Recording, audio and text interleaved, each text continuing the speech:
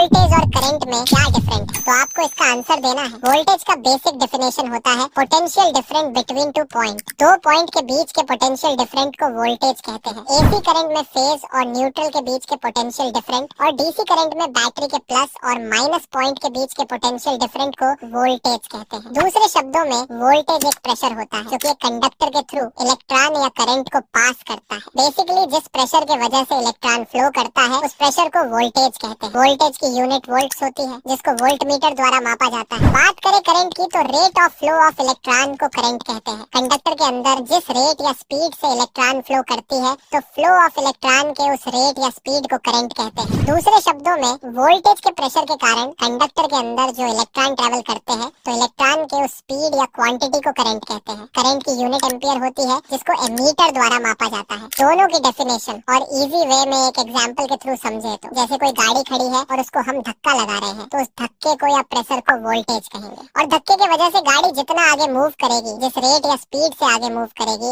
उस रेट को करंट कहेंगे। सेम इलेक्ट्रिसिटी में एक कंडक्टर के अंदर मौजूद इलेक्ट्रॉन को जब वोल्टेज के प्रेशर के थ्रू धक्का लगता है तो इलेक्ट्रॉन फ्लो करते हैं। उस फ्लो ऑफ इलेक्ट्रॉन को करंट कहते हैं। तो ये था वोल्टेज और करंट की बेसिक